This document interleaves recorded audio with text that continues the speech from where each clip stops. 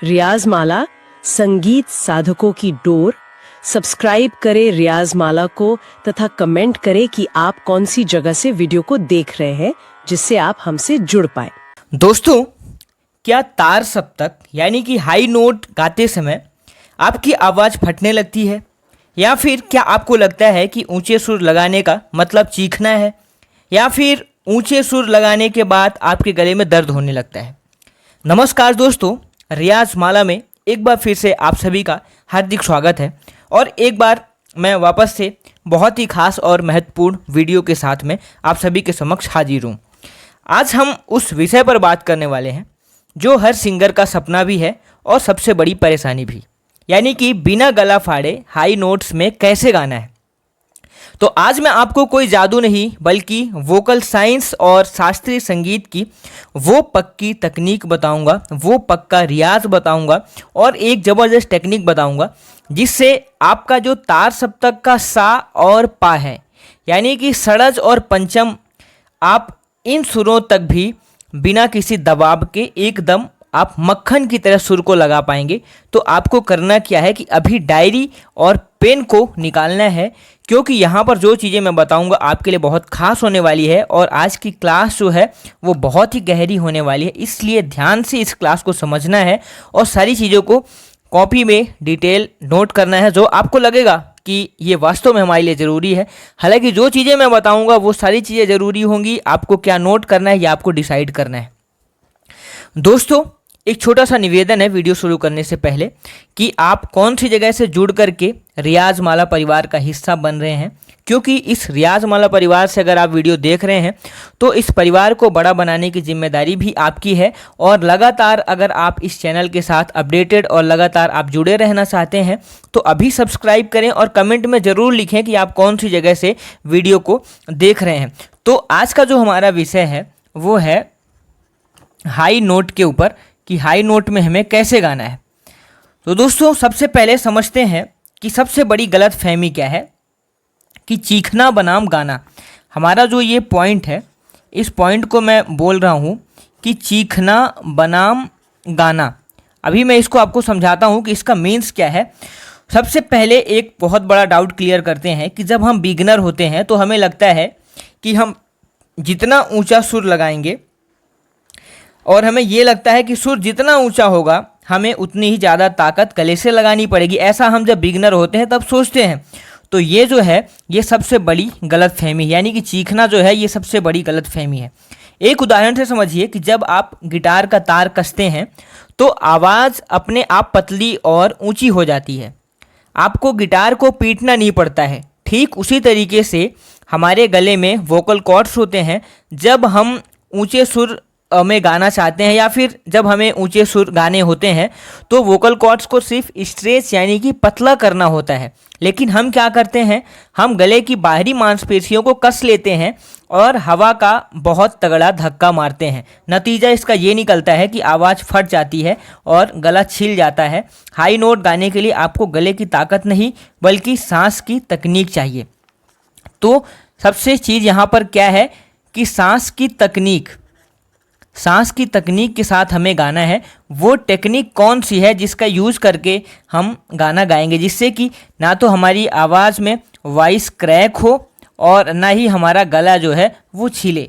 तो अब सबसे पहले इस वीडियो के हिस्से में बात करूंगा मैं पोस्चर की। सबसे पहले बात आती है पोस्चर की, यानी कि चिन को ऊपर करने की गलती। यहाँ पर मैं गलती बता रहा हूँ, एक दिन मैंने आपको पोस्चर के बारे में और बताया था, लेकिन यहाँ पर मैं जो चिन को ऊपर करके गाने की जो गलती है उसके ऊपर मैं बात करता हूँ। तो एक तो हमारा ये चीखना ये हो गया, ये सबसे बड़ी गलती है। ये एक तो हमारी गलती ये हो गई। दूसरी गलती है कि चिन का ऊपर होना, यानी कि सबसे पहले आप समझिए कि दूसरी गलती हमारी ये है कि ऊपर की तरफ देखना। जब आप गाते हैं और ऊपर की तरफ देखते हैं, ज़्यादातर गायक जब तार सप्तक या फिर आप सा लगाते हैं या फिर रे लगाते हैं, मैं बात कर रहा हूँ तार सप्तक के सा और रे की, तो वो अपनी ठुड्डी यानी कि चिन और गर्दन को आसमान की तरफ उठा लेते हैं। उन्हें लगता है कि सुर ऊपर है तो सिर भी ऊपर करना पड़ेगा, और उन्हें यह भी लगता है कि अगर हम सिर ऊपर करके गाएंगे तो हमारी गले की नसों में दबाव कम होगा।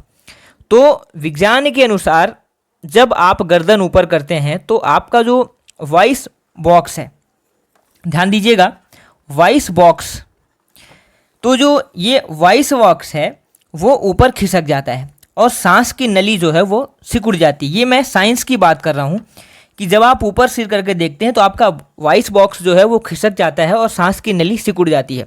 इससे आवाज़ निकलने का रास्ता भी काफ़ी संकीर्ण हो जाता है और आप चीखने लगते हैं। तो अब बात आती है कि इसका सही तरीका क्या है।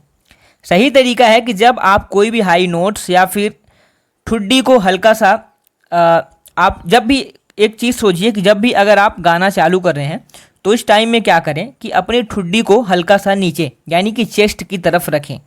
इससे आपका गला खुला रहेगा, वोकल कॉर्ड्स रिलैक्स रहेंगे और आवाज़ को बाहर निकलने का पूरा रास्ता मिलेगा। तो इसे हमें याद रखना है कि सुर ऊपर जाएगा लेकिन गर्दन हमारी नीचे रहेगी।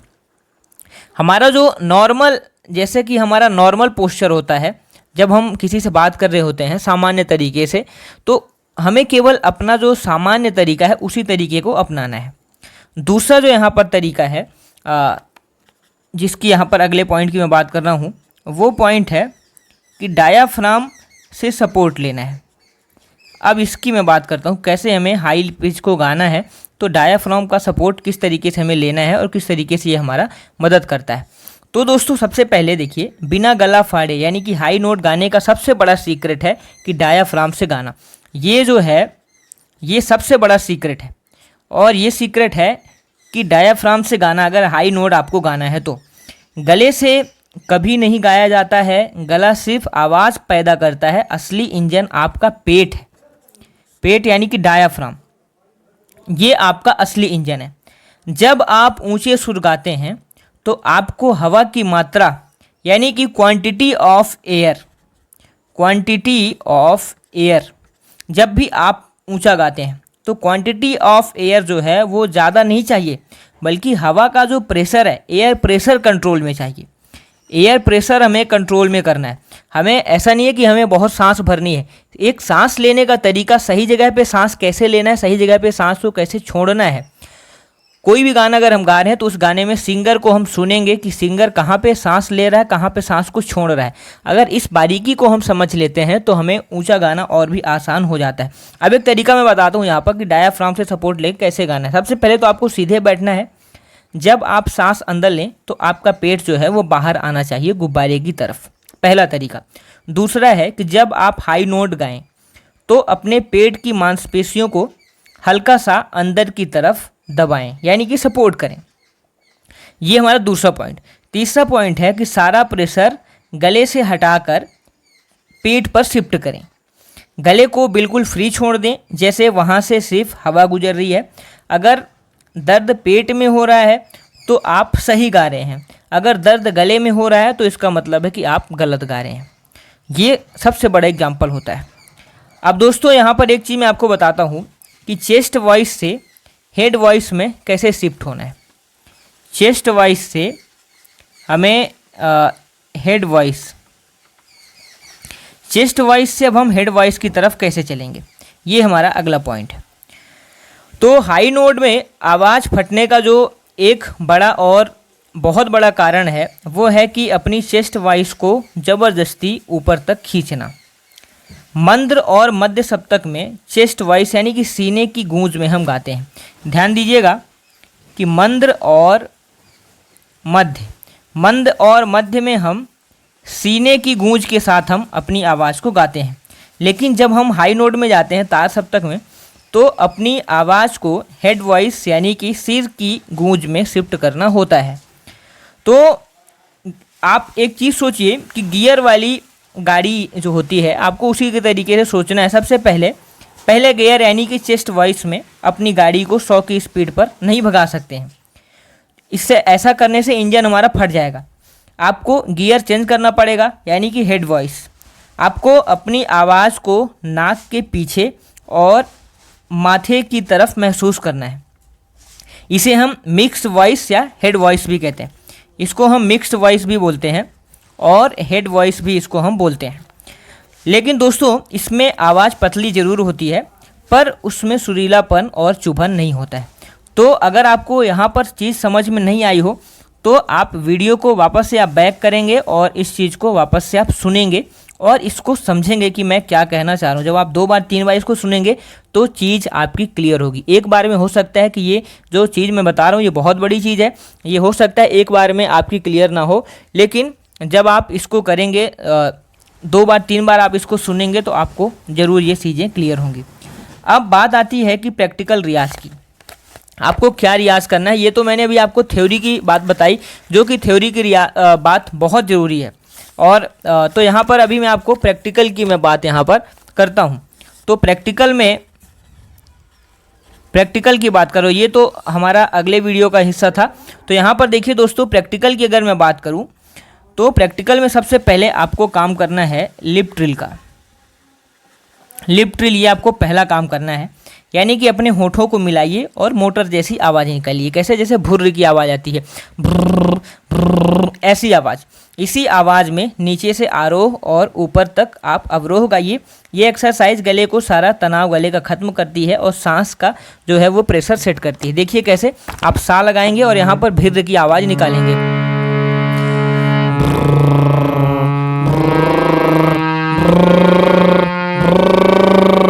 ये आप हर सुर के ऊपर करेंगे, ऐसे आप आरोह में भी करेंगे और ऐसे ही अवरोह में भी करेंगे, पहली चीज। दूसरा, ऊकार का रियाज करना है। ऊकार का रियाज यानी कि आप हर सुर के ऊपर, जैसे कि सा, रे, गा, मा, पा, धा और नी, इन सुर के ऊपर आपको ऊ बोलना है। आपको सा, रे, गा, मा, पा, धा, नी की जगह आपको ऊ बोलना है, सिर्फ और सिर्फ ऊ बोलना है। सा में भी ऊ, रे में भी ऊ, गा में भी ऊ, माँ के साथ भी ऊ, पा के साथ भी ऊ, धा के साथ भी और नी के साथ भी हमें केवल ऊ बोलना है। ये हमारा दूसरा तरीका हुआ है। अब ऊ इसलिए बोलना है कि हाई नोट के लिए आप आकार से रियाज करना शुरू करना कठिन होता है, क्योंकि उसमें गला ज़्यादा खुलता है और फटने का डर रहता है, इसलिए हमें आकार नहीं बोलना है। सबसे पहले गले को तैयार करना है। तैयार करने के लिए तार सप्तक का रियाज हमेशा ऊ और ई स्वर से शुरू करना है। हारमोनियम पर मध्य सप्तक के पा से तार सप्तक के गा तक सिर्फ ऊ का उच्चारण करते हुए जाना है। ध्यान दीजिएगा, सा से पा तक केवल हमें ऊ बोलना है। अब ये हमारा दूसरा पॉइंट हुआ। अब तीसरा पॉइंट दोस्तों है कि सायरन रियाज। सायरन रियाज, सायरन रियाज का मतलब है कि जैसे एम्बुलेंस का सायरन नीचे से ऊपर की तरफ जाता है और फिर नीचे आता है, वैसे ही अपनी आवाज़ को बिना किसी सुर पर रुके यानी कि ग्लाइड करते हुए एकदम ऊपर तक ले जाएं और उसी को वापस ले आएं। इससे आपकी रेंज अपने आप खुलने लगेगी। तो इस चीज़ को ध्यान में रखना है और इसका भी अभ्यास आपको करना है। अब दोस्तों, निष्कर्ष हमारा कुल मिलाकर के ये निकलता है कि बिना 15 मिनट के वार्म अप के सीधे कभी भी हमें हाई नोट को नहीं गाना है। तार सप्तक कोई एक दिन का काम नहीं है, गले को समय लगता है, इसलिए कुछ सावधानियां हमेशा बरतनी है। जैसे कि अभी हमने बताया कि 15 मिनट के वार्म अप से सीधे आपको बिना वार्म अप किए हुए सीधे हाई पिच में कभी भी नहीं गाना है। अगर रियाज के बीच गले में खरोंच या चुभन महसूस हो तो आपको तुरंत रुक जाना है, वोकल को डैमेज करने से बचना है। अपने गले को हमेशा हाइड्रेटेड रखें, पानी पीते रहें। सूखे गले में कभी भी हमें रियाज उस टाइम में नहीं करना है। तो अगर आप डायाफ्राम का इस्तेमाल करेंगे, पोस्चर सही रखेंगे और चेस्ट वॉइस को ऊपर नहीं खींचेंगे, तो मैं गारंटी देता हूं कि जो आपकी आवाज़ है वो कभी नहीं फटेगी और हाई पिच में आप बहुत बेहतर तरीके से आप गा पाएंगे।